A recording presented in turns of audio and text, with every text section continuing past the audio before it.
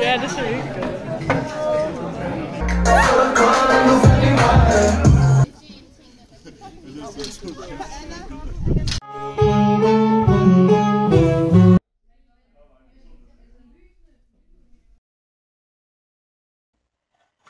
Det er dagen før jeg bliver 22. Jeg er lige vågnet op. Jeg ser lidt træt og hævet. Det er også den sidste dag i dag af vores sidste forløb inden linjefagsugerne. Nu efter weekenden, der skal jeg bare kun have linjefag. Og jeg tænker, at jeg vil filme, hvad jeg laver der, ligesom jeg har filmet mit visuelle HF sidste afgangsprojekt. Og så den her video, der tror jeg bare, jeg vil fokusere på min kunst. Og det jeg kommer til at gå og lave. Ja.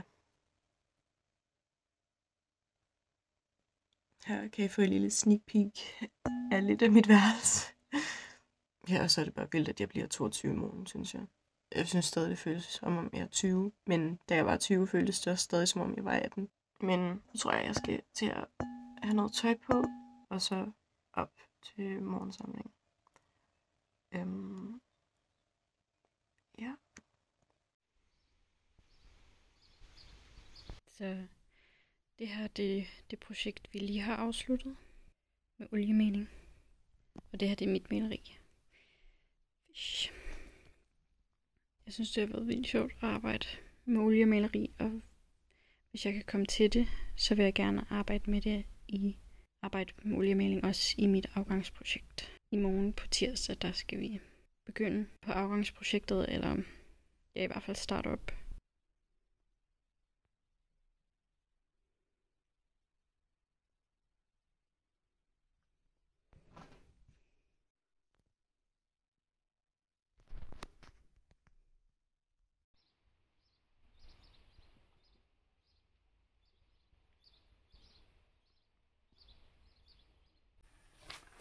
Okay, så nu er vi i gang med, eller i gang. Vi er gået i gang med, vi er i hvert fald gået i gang med sådan en idé-tænke og sådan noget, men jeg tænker lidt, at jeg allerede har en idé. Det kan også være, at der kommer noget andet, som jeg hellere vil, men lige nu, der tror jeg går med min første idé. Så vi har lige været oppe i kunst og snakket omkring det. Og vi har fået at vide, at vi skal lave nogle værker med emnet tvivl. Og så har vi fået sådan noget inspiration med, som vi kan bruge med sådan en sang fra højskolebogen og omkring noget forelskelse og tvivl. Og så står der noget andet, en masse om tvivl, som man kan vælge at læse, hvis man har lyst. Og så, vi fik det her papir op i kunst. Og så snakkede de også lidt omkring det. Og der står en masse, der står der noget om forløbet og værket. Så forløbet i de næste 3 uger skal du arbejde med at lave et værk, som skal vises på vores afgangsudstilling, der åbner den 17. juni. Den første uge vil du få tildelt en arbejdsplads i et af kunstlinjens lokaler, hvor du har din base. Derfor kan du bevæge dig ud og bruge de andre værksteder, hvis du for eksempel arbejder med forskellige medier. Så vi kan arbejde med foto, keramik, hvilke andre medier er der, som ikke foregår i atelieret og kunst. Det kan jeg faktisk ikke huske, men der er i hvert fald keramik og foto. Vi vil gerne have, at du bruger værkstedet så meget som muligt, så der bliver skabt et godt base. Hver morgen mødes hele linjen i kunstlokalet efter morgensamling kl. 9. Her starter vi dagen med fællesbeskeder, statuscheck på hvem der mangler hjælp, samt generelle opgaver, der skal løses i forbindelse med udstillingen. I hverdagene er der altid 2-3 lærere til stede. Brug os så meget du kan, og arbejde videre om aftenen og i weekenderne. Vi har lavet en kalender, så du kan se diverse deadlines, og også hvilke lærere der er til stede, hvilke dage. Før ophængningen er der værkgennemgang i grupper. Så det lyder meget godt. Og så værket. Dit værk skal forholde sig til temaet tvivl, men i hvilket omfang du lader dig inspirere er op til dig selv. Temaet er der som en ledetråd og en guide. Temaet skal åbne op, ikke begrænse. Vores tekst er blot kort inspiration. Det er vigtigt, at du hurtigt kommer i gang med at producere. Det er først, når du står med billedet, skulpturen, fotografi osv. i hænderne, at du kan få en fornemmelse af, om det virker og hvad der skal ændres. Hvor du skal holde fast i din oprindelige idé er, hvor du skal arbejde intuitivt med materialet. Vi må gerne arbejde inden for flere medier. Jeg tror, jeg bare vælger oliemalingen.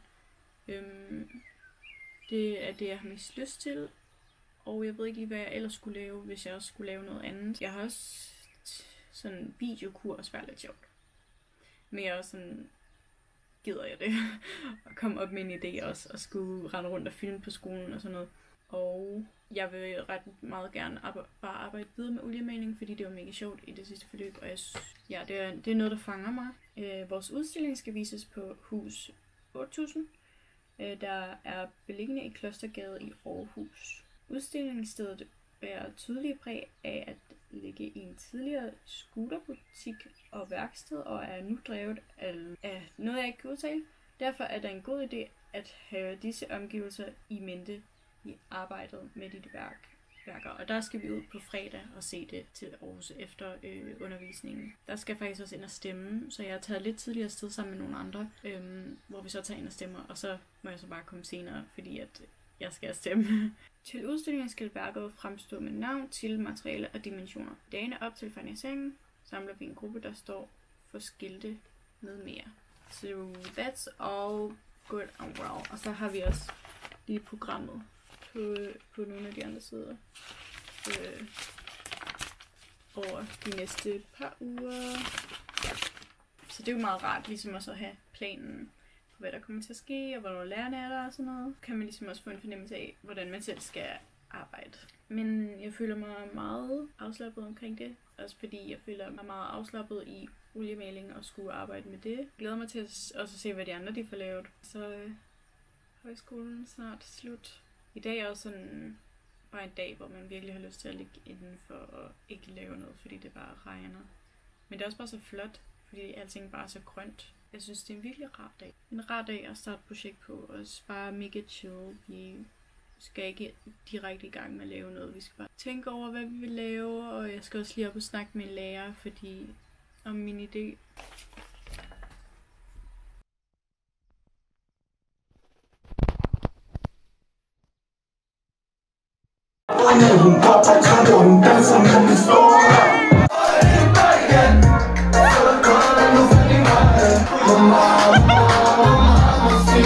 Klokken er 3:30.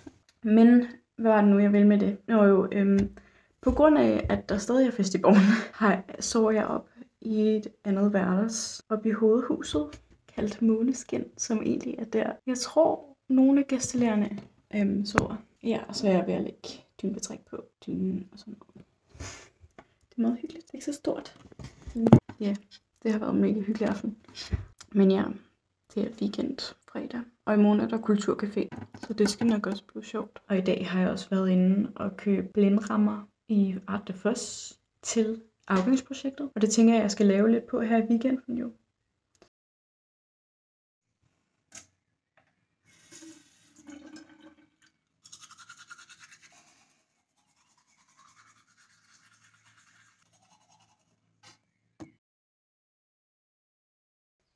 Jeg går i gang med at samle den blinderamme, jeg har købt nu.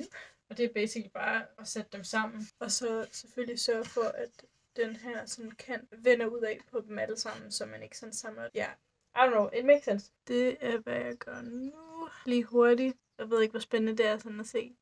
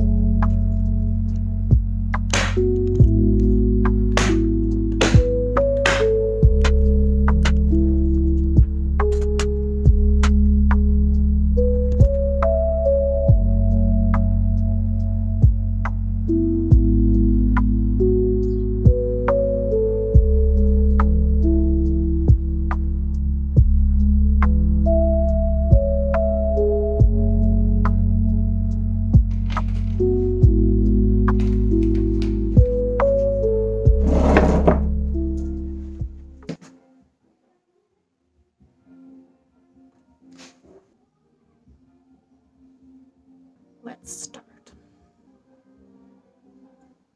Jeg prøver bare et eller andet, fordi nu føler jeg bare, at jeg skal i gang.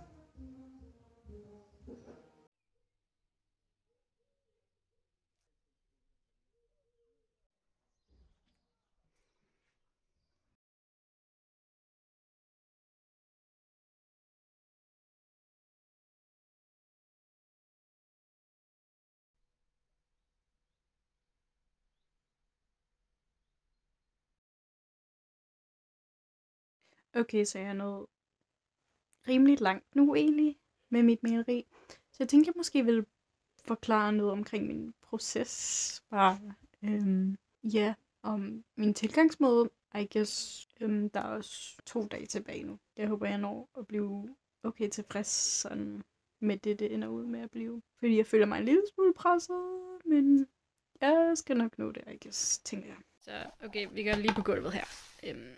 Ikke kigge på alt rodet. Men jeg har min skitsebog. Det jeg egentlig startede med, sådan nogle af de første dage, det var egentlig bare at begynde at skitse. For at se, om jeg kunne bruge det til noget, fordi også jeg var lidt nervøs for bare at gå i gang. Bare at begynde at tegne kroppe på maleri, så jeg skitsede nogle kroppe først. Og for eksempel den her har jeg ligesom brugt i maleriet. Der er også nogle af de andre kroppe, som jeg bare har malet ud, bare sådan uden at skitse først. Så det her har jeg også brugt. Det er også meget en del af min proces, det er, at ting de sker ligesom bare på en måde. Ja, og det er egentlig også sådan, jeg bedst kan lide det. Jeg synes, der kommer noget liv i det, hvis det bliver planlagt for meget, så mister det ligesom noget, synes jeg. Så det jeg egentlig gjorde, det var egentlig også bare at gå i gang der, og bare begynde på maleriet. Og så ligesom lade det komme lidt af sig selv. Det har været rimelig meget min tilgang faktisk bare. Ja, og med farver, der valgte jeg ligesom de farver, som jeg vil bruge igennem hele maleriet. Og jeg valgte dem lidt ud fra et andet maleri, jeg lavede på et tidspunkt, som egentlig var sådan en øvelse, vi lavede på Visual HF. Men jeg kunne ret godt lide farverne på det sådan værk, og så tænkte jeg, at jeg ville bruge dem. Det blev lidt anderledes, end hvad jeg havde regnet med, men jeg synes, jeg stadig ville gøre det lige udtrykket, som jeg endte ud med. Ja. Og så må vi se, hvornår jeg bliver færdig med det. Hvor meget mere der behøves at komme på. Det kan jeg ikke rigtig sætte videre heller. Ja, det er bare meget at putte ting på og se, om det fungerer. Ja. Enten så er det ikke, som det ser ud, eller også så er det bare en karakter, som har fundet en anden vej at gå. Ja, det er virkelig sjovt. Det er torsdag nu, og i morgen på fredag, der har vi så gennemgang af alle malerier. Så teknisk set er det i dag, der er den sidste dag, vi kan male på eller hvor vi skal have færdiggjort vores projekter. Altså, vi har faktisk også weekenden med. Men ja, som sagt, så er der gennemgang af alle værker i morgen, hvor vi snakker om dem. Og jeg har følt mig lidt presset her de sidste 2 dage. Rimelig meget, men jeg er sådan også... Det er færdigt, når det er færdigt. Det er det bare.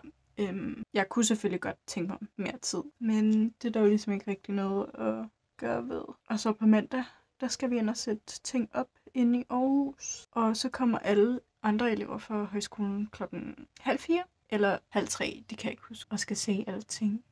Ja, så det er jo meget spændende. Yes. Jeg tror også godt, at jeg vil snakke lidt mere om, hvad der sådan er sket det her halve år. Men det bliver ikke lige nu. Jeg ved ikke, om det først bliver, når jeg kommer hjem måske. Fordi vi kommer virkelig ikke til at have særlig meget tid i sådan den sidste uge her, og den her weekend og sådan noget. Det kommer til hele tiden at ske ting. Så det bliver lidt svært at kunne finde tid til at sætte mig ned. Men jeg føler også sådan, at det vil være en god måde at reflektere over det, når jeg allerede er taget hjem. Så det bliver nok først efter den 22. jo. Og jeg vil sådan, ja, snakke omkring Testrup som højskole også. Og mine tanker om at stoppe os og sådan noget. Men nu skal jeg bare fokusere på den sidste tid, vi har til vores værker. Og bare fokusere på mit maleri.